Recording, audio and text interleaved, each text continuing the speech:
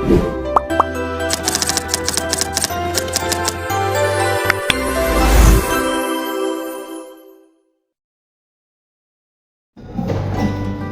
semuanya, perkenalkan nama aku Nur Leni Parlena, biasanya dipanggil Leni dengan NIM 25104009 dari kelas Psikologi A.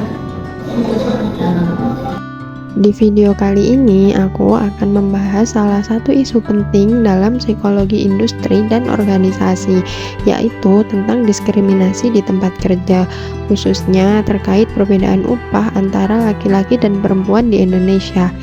Topik ini penting karena berkaitan langsung dengan keadaan sosial, kesejahteraan pekerja, dan juga kesehatan psikologis individu dalam lingkungan kerja.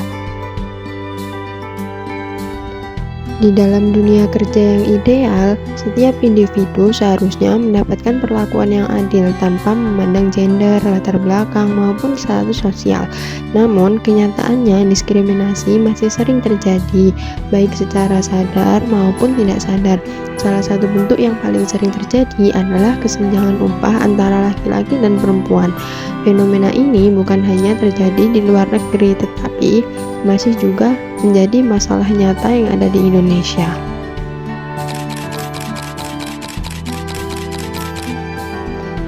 Selanjutnya, pembahasan kasus.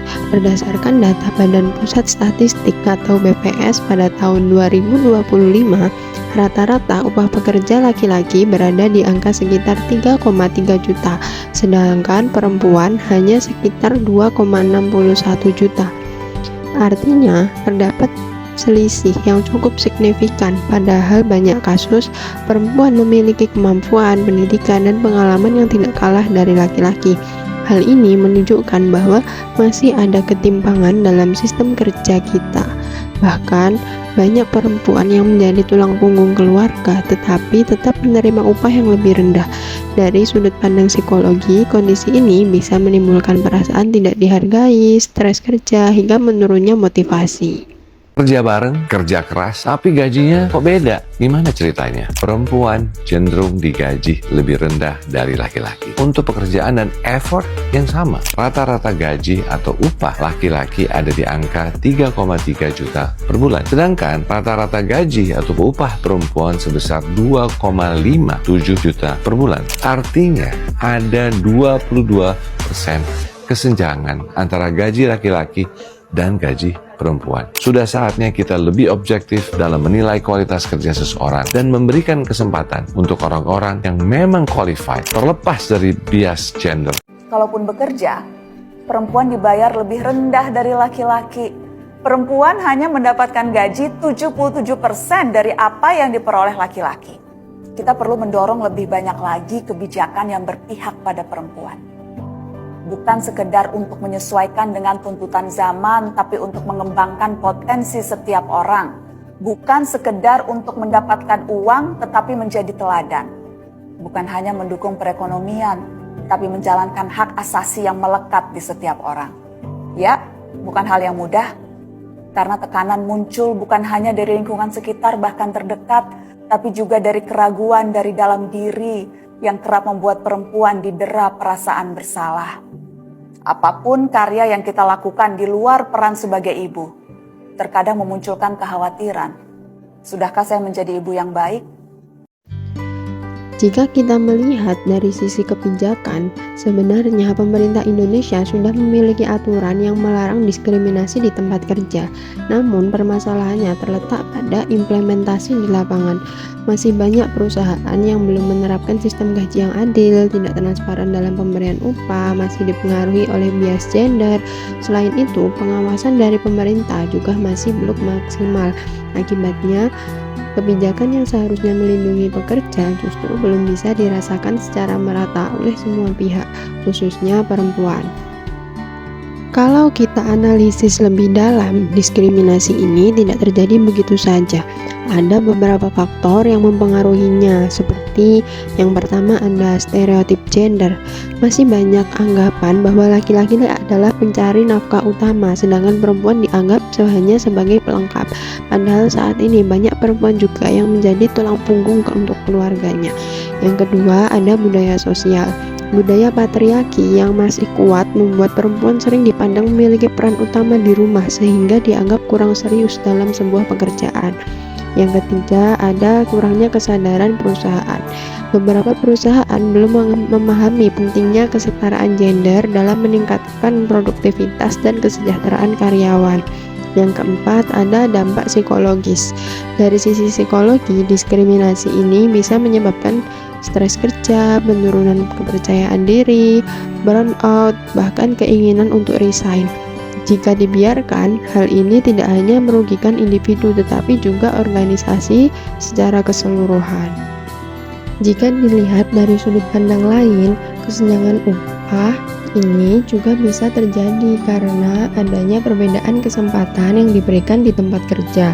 Perempuan terkadang tidak mendapatkan akses yang sama dalam hal promosi jabatan, pelatihan, atau pengembangan karir. Akibatnya, posisi yang ditempati cenderung berada pada level yang lebih rendah, yang secara tidak langsung mempengaruhi besaran upah yang diterima.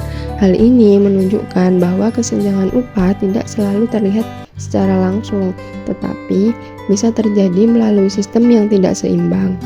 Selain itu, lingkungan kerja juga memiliki peran penting dalam membentuk kondisi ini.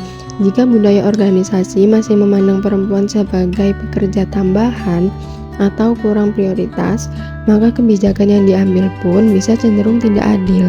Misalnya, dalam pembagian tugas, penilaian kinerja, hingga pemberian insentif. Dalam jangka panjang, hal ini dapat memperkuat ketimpangan yang ada. Dari sisi psikologis, kondisi ini juga dapat mempengaruhi cara perempuan dalam memandang dirinya di dunia kerja.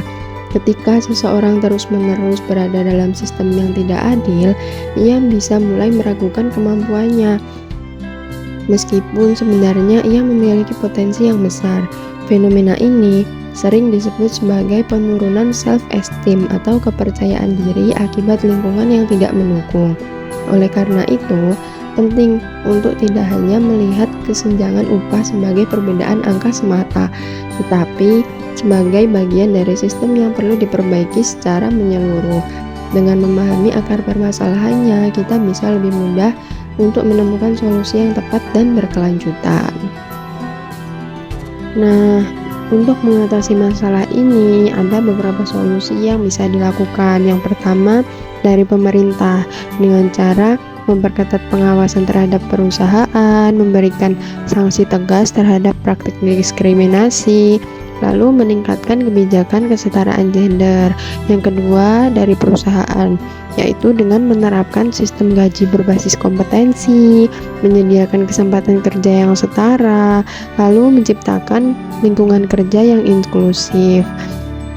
Nah, yang ketiga itu dari masyarakat, yaitu dengan mengurangi stereotip gender, mendukung kesetaraan dalam dunia kerja, meningkatkan kesadaran dan pentingnya keadilan sosial. Nah, menurut psikologi sosial Albert Bandura, perilaku manusia dipengaruhi oleh lingkungan sosialnya. Artinya, jika lingkungan kerja masih penuh dengan bias dan ketidakadilan, maka diskriminasi akan terus berulang dan dianggap sebagai hal yang wajar. Sebaliknya, jika lingkungan kerja mendukung kesetaraan, maka perilaku yang adil juga akan terbentuk dengan sendirinya. Nah, sebagai penutup, kita bisa memahami bahwa diskriminasi di tempat kerja bukan hanya masalah ekonomi, tetapi juga masalah psikologi dan sosial. Kesenjangan upah antara laki-laki dan perempuan adalah bukti bahwa masih ada ketidakadilan yang perlu kita perbaiki bersama. Sebagai generasi muda, kita memiliki peran penting untuk menciptakan perubahan, dimulai dari cara kita berpikir, bersikap, dan bertindak dalam kehidupan sehari-hari. Terima kasih sudah menonton video ini, semoga bermanfaat. See you, bye-bye.